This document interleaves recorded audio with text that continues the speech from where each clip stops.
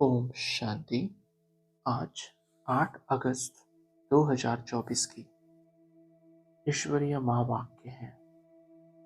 आज की मुरली का सार है, मीठे बच्चे, बाप, टीचर और सदगुरु यह 3 अक्षर याद करो तो अनेक सिफतें अर्थात विशेषताएं आ जाएंगी। आज का प्रश्न, इन बच्चों के हर कदम में पदमों की कमाई जमा होती रहती है। उत्तर, जो अपना हर कदम सर्विस में बढ़ाते रहते हैं वही पदमों की कमाई जमा करते हैं। अगर बाबा की सर्विस में कदम नहीं उठाएंगे तो पद्म कैसे पाएंगे? सर्विस ही कदम में पदम देती है, इसी से पद्मा पदमपति बनते हो। अगला प्रश्न है, किस राज को जानने के कारण तुम बच्चे सभी के कल्याणकारी बनते हो? उत्तर, बाबा ने हम बच्चों को यह राज समझाया है कि सभी की यह एक ही हट्टी है, यहाँ सबको आना ही है। यह बहुत गूढ़ राज है, इस राज को जानने वाले बच्चे ही सबके कल्याणकारी बनते हैं।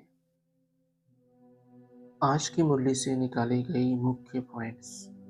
पहला, तुम बच्चे जानते हो हमारा बाबा बाप भी है, टीचर भी है, सदगुरु भी है।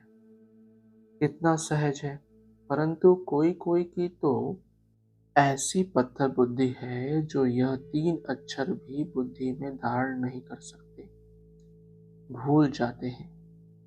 अगला, बाबा हमारा बाप भी है, शिक्षा भी देते हैं, वर्षा भी देते हैं, पवित्र भी बनाते हैं, क्योंकि पतित पावन बाप है। सिर्फ कहते हैं कि सबको यही कहो कि मुझे याद करो।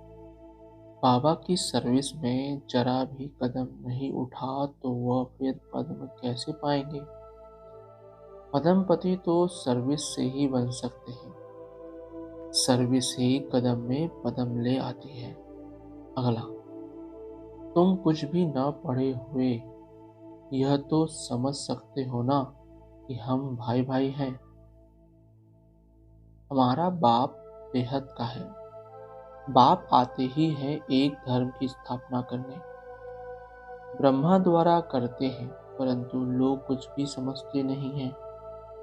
अगला, भगवान बाप है तो बाप से जरूर कुछ मिलना चाहिए। बाबा अक्षर भी ऐसा है जो उनसे वर्षे की खुशबू जरूर आती है, और भल कितना भी काका मामा आदि हैं, परंतु उनसे वर्षे की खुशबू नहीं आती। अंतर्मुख हो विचार करना है कि बाप ठीक कहते हैं। अगला, बाप बच्चों को कहते हैं सिर्फ यह विचार करो, बाबा हमारा बाप भी है, शिक्षक भी है और सदगुरु भी है, सबको ले जाएंगे। अक्षर ही 2 है, मन मना भव, इसमें सब आ जाता है, परंतु यह भी भूल जाते हैं। अगला, बाप से पूछते पूछ पद पाना है तो पुरुषार्थ करना पड़े। पढ़ाई याद होगी तो 84 का चक्र भी याद आ जाएगा। यहाँ बैठने से सब याद आना चाहिए, परंतु यह भी याद आता नहीं है। अगर याद आए तो किसको सुनाए भी। अगला, बाप को समझ नहीं सकते, पतित पावन बाप को याद करने से ही वर्षा मिलेगा। याद करते करते मरेंगे तो बाप की सब मिल्कियत मिलेगी। बेहद के बाप की मिल्कियत है स्वर्ग।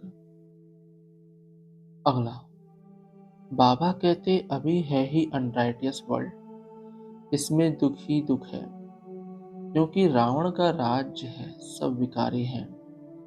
रावण का राज्य है अनराइटियस, राम का राज्य है रेडियस।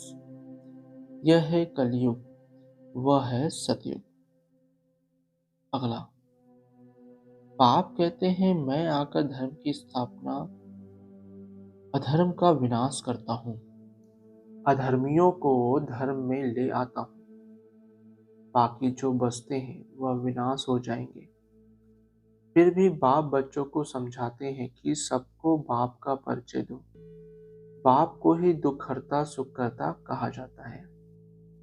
धारणा के लिए मुख्य सार। पहला, इस पुरुषोत्तम संगम युग पर उत्तम पुरुष बनने के लिए आत्म अभिमानी बनने का पुरुषार्थ करना है। सत्य बाप मिला है तो कोई भी असत्य अनराइटियस काम नहीं करना है।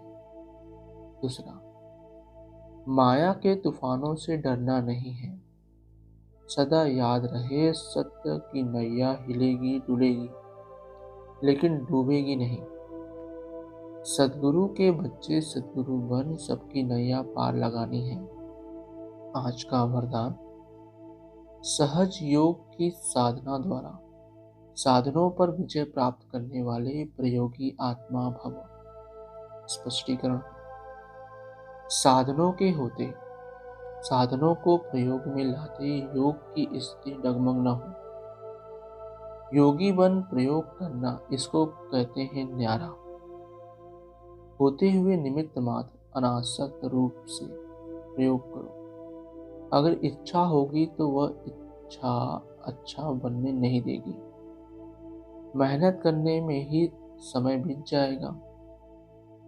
उस समय आप साधना में रहने का प्रयत्न करेंगे और साधन अपनी तरफ आकर्षित करेंगे। इसलिए प्रयोगी आत्मा बन सहज योग की साधना द्वारा साधनों के ऊपर अर्थात प्रकृति पर विजयी बनो। स्लोगन, स्वयं संतुष्ट रह सबको संतुष्ट करना ही संतुष्ट मणि बनना है। स्वयं संतुष्ट रह सबको संतुष्ट करना ही संतुष्ट मणि बनना है। अच्छा, ओम शांति मीठे बाप दादा। ओम शांति ब्राह्मण परिवार। ओम शांति।